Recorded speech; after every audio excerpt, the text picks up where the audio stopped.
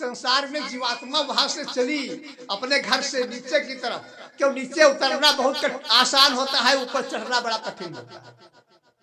पेड़ से पर ऊपर चढ़ने लगो तो बहुत मेहनत करनी पड़ेगी, और वहां से नीचे उतरने लगो तो पता मिला sir sir sir sir sir sir नीचे आ गए।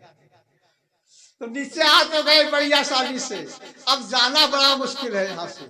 और यहाँ रह करके यहाँ की इतने आदी हो गए हैं, बार बार संत लोग चिल्लाते हैं, कहते हैं भैया ये घर नहीं तुम्हारा है, ये तुम्हारा स्वरूप नहीं है, ये तुम्हारा देश नहीं है। हम कहते हैं कोई बात नहीं, देखा जाएगा, यहीं रहेंगे, देखा जाएगा। तो संत कहते हैं देखा योखा कुछ नहीं जाएगा। क्या देखोगे, क्या देखोगे, क्या देखा जाएगा? तुम नहीं देखोगे, सब चिल्लाते हैं तुम नहीं देखोगे, कुछ नहीं देखोगे। तो फिर कौन देखेगा? धोबी देखेगा कि अपने गधे के ऊपर कितना लोड लदना है। तुम क्या देखोगे? तुम कह भी नहीं सकोगे कि नहीं थोड़ा कम ला दो मेरे ऊपर, मेरा प्यास लगी है पानी पिला दो। क्या देखोगे? कुछ नहीं कह सकते। और धोबी देखेगा कि कब मेरा गधा प्यासा है, कब इसको चारा देना है, कब पानी देना है, कितना लोड लगना है। क्या देखोगे? लोग कहते हैं देखा जाएगा, जो होगा कुछ नहीं देखा जाएगा, केवल सहन किया जाएगा, बर्दाश्त किया जाएगा, देखने वाला कोई दूसरा होगा। कुत्ते बन जाएंगे, क्या देखेंगे? मेरा मालिक देखेगा कब अपने कुत्ते को पानी देना है, कब खाना देना है। बैल बन जाएंगे, क्या देखेंगे? क्या देखा जाएगा? कुछ नहीं देखा जाएगा।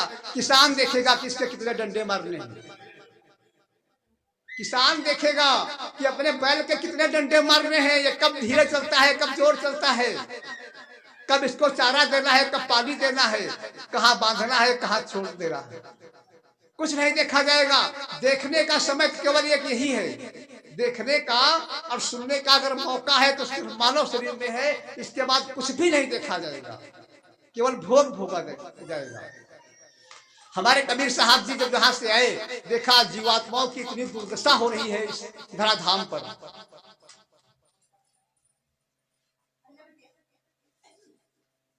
कबीर साहब ने जब मालिक ने देखा कि हमारे बच्चे वहां पर बहुत मुसीबत में फंसे हुए हैं, लेकिन फिर भी बार बार उसी मुसीबत को ही मांग रहे हैं,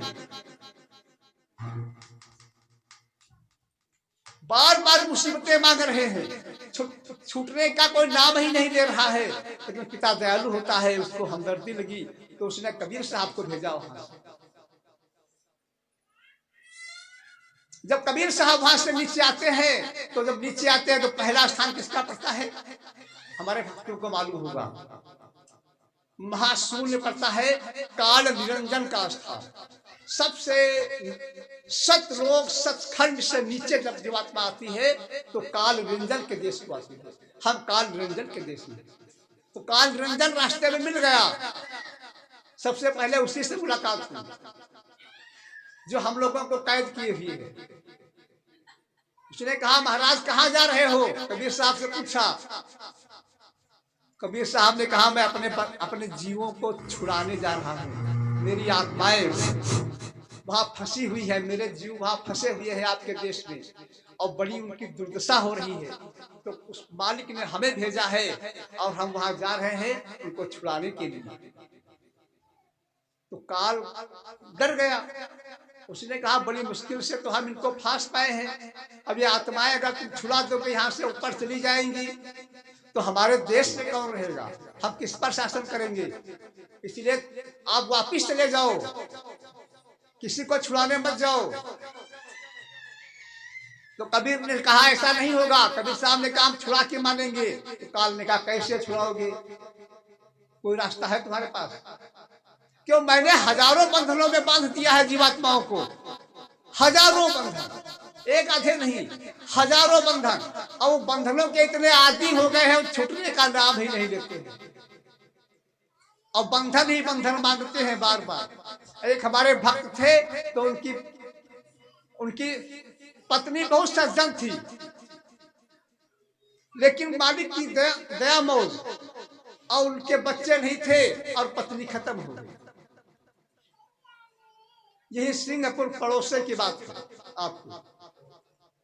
जब पत्नी खत्म हो गई और बच्चे थे नहीं, और बेचारा बहुत सज्जन था, बहुत सीधा था, और बहुत यहाँ खूब आया करता था सत्संग में। शुरुआत में बहुत आता था।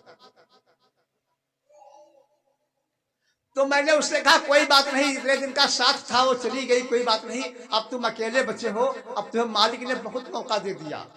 किस चीज का? भजन करने का, सत्संग करने का, सेवा करने का। अब जब काम करने आए हो वो काम कर लो, बहुत मौका मिल गया। उसने कहा ठीक है गुरुजी, देखो देखते हैं, फिर यही करेंगे। और बस ये सोचते सोचते सोचते सोचते ऐसा कुछ जाल बनाया गया कि उसने दूसरी शादी कर ली। और दूसरी शादी किया, उसके 2 लड़के बड़े बड़े। अब शादी हो गई, वो औरत इतनी दुष्ट प्रकृति, इतनी बेढब कि उसको सत्संग के नाम से नफरत थी, उसको सत्संग भी नहीं आने देती है।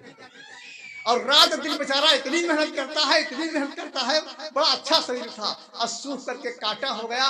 उस दिन आ गया था मेरे यहाँ, और उसकी औरत वहीं बैठी रही 50 कदम दूर इस आश्रम से। उसने कहा मैं नहीं जाऊंगी गुरुजी के वहाँ, तुम चले जाओ, तुम्हारा ज्यादा वो है, लव लगी है तो तुम चले जाओ।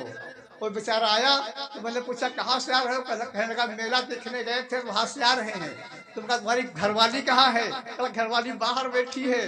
क्यों? कहला वो कहती मैं नहीं जाऊंगी आश्रम के अंदर। अब फंस गया बेचारा, अब रो रहा था, आंसू बहा रहा था। मैं क्यों रो रहे हो? कहला क्या बताए, बड़ी दुर्दशा हो गई। वो कहीं जाने ही नहीं देती है, बहुत गाली देती है, बहुत परेशान करती है। अब उसको छोड़ भी नहीं सकते। अब 2 लड़के हैं, उनका भरण पोषण करना पड़ रहा है। अब बताओ क्या हुआ? ये बंधन की तो हुआ, मालिक ने दया किया था कि बंधन काट दिया मालिक ने, और भजन करने का मौका दे दिया। लेकिन यहाँ के जीव इतने आदमी है कि फिर बंधन में बंध गए।